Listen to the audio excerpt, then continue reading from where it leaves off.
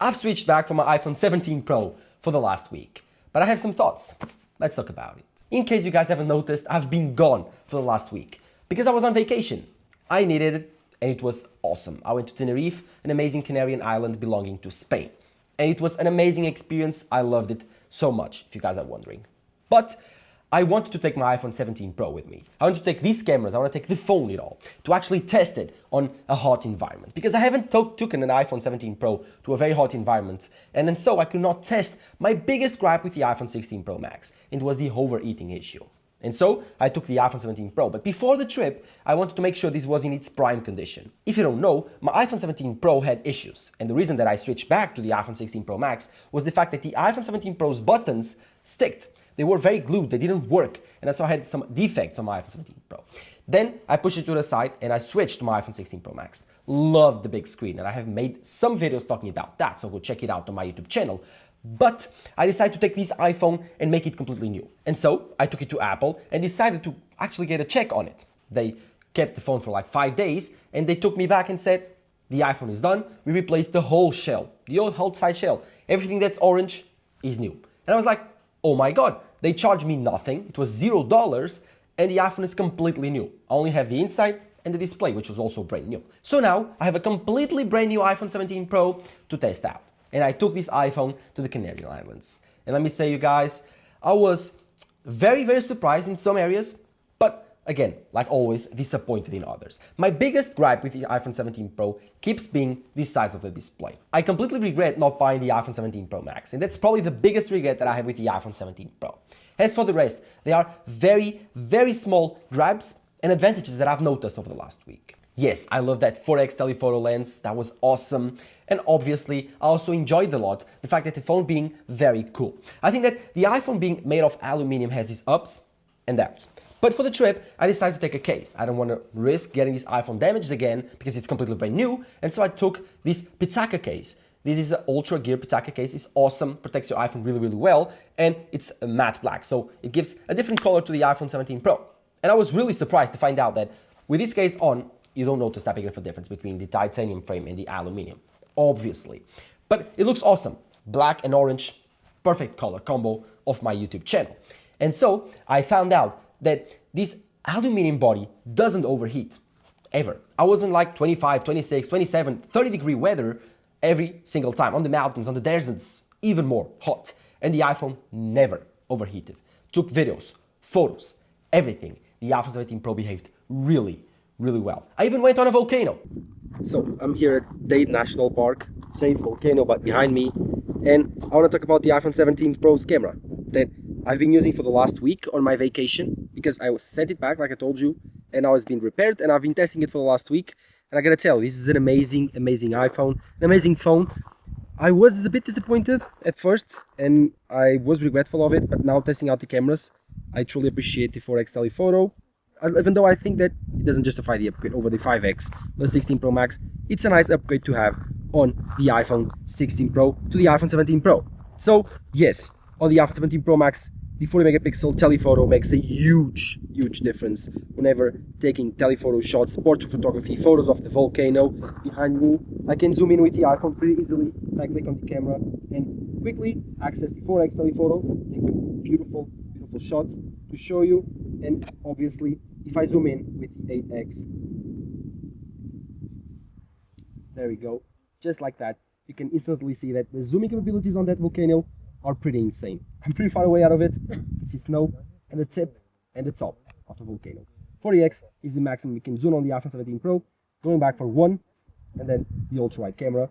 But again, 4X, 8X, this is the maximum capabilities at 40X. Insane. And you can do that on video, the same thing at 24x, pretty much the same zooming capability. So these are probably the best and strongest parts of the iPhone 17 Pro is the zooming capabilities here. And testing them out in these environments, hot weather and complete harsh environment, the iPhone hasn't overheated one bit, and the photos and videos are looking amazing. Enable me at least, to record all of these amazing settings and to keep it for my memory forever. So the iPhone 17 Pro has passed the test with an A+ grade. And by the way, take a look at this view. Mount Tate on the back, it's a volcano. 2,000 meters high. Have a bit to climb, but live your life, ventures. The iPhone can take the beating. It's a professional camera with you all the way up, and you don't need to carry these heavy things around. Oh yeah, going back to it has made me realize a bit that the cameras on the iPhones are truly amazing. 16 Pro Max, the same thing, but these are our buddies now to record our lives, our memories. So yeah, what an awesome experience. And yes, unless that volcano erupted, this iPhone wouldn't overheat. And that's actually insane. So that's probably the biggest advantage about having aluminum. I did notice that when I used the iPhone, but I also missed the bigger display. So I think that my biggest regret with the iPhone 17 Pro itself is not the overall body, the overall build, and the overall phone, but it's my decision of buying it. So my decision of buying the iPhone 17 Pro, this smaller iPhone, was a bad one. I now know I should have bought the iPhone 17 Pro Max, mainly because of the display. So I've switched back to the iPhone 17 Pro. I'm not coming back for the iPhone 16 Pro Max, that's for sure, because simply this iPhone is a bit better. The cameras are a bit better. They are the newest and shiniest camera system. And obviously, the one thing that keeps me on the iPhone 17 Pro, and I noticed the much on my vacation, is the front-facing camera. This was awesome. Taking selfies, videos, and anything that I needed using this front-facing camera, this was not a restriction anymore. This front-facing camera is the best one I've ever used. Point simple. This is awesome.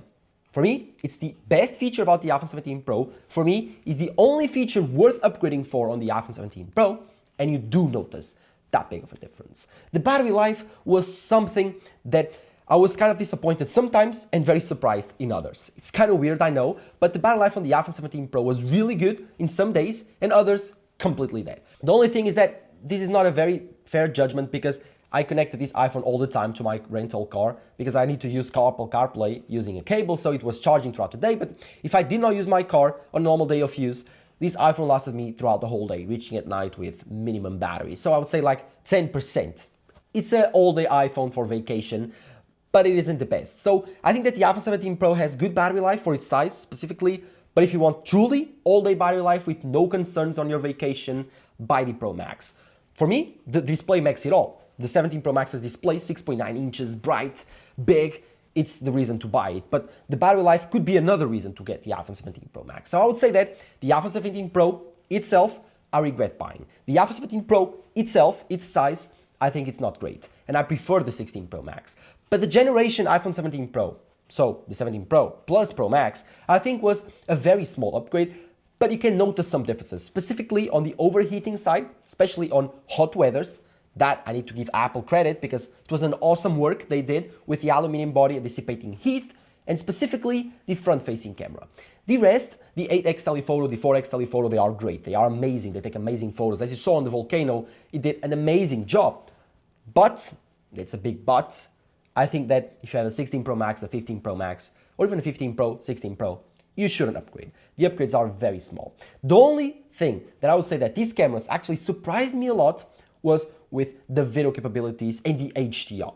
I think that HDR is getting crazy, guys, because my mirrorless camera, I used it a lot to take photos and videos throughout this trip, and it had some issues, especially in very bright environments with big shadows. And that happens on a mountainous terrain that I was, volcano terrain that I was. And so that the iPhone 17 Pro corrected that a lot. So on sunset photos, sunset videos, or even photos with very, very bright environments, I always defaulted for the iPhone 17 Pro. Because this camera range is insane, dynamic range is insane, photo, video, it doesn't care. Does an amazing, amazing job. And so for me, the overheating issues being fixed, the front-facing camera, and the overall camera quality of this iPhone make the iPhone 17 Pro an upgrade, but not a worthy one if you are coming from the iPhone 16 Pro Max. I would say that don't buy these small iPhones. That's my big advice. I think that you will get used to bigger iPhones. The 16 Pro Max, 17 Pro Max, they are much better options. And be very careful with the buttons. This is my second iPhone 17 Pro over the last 8-9 months. I don't know, since it was released.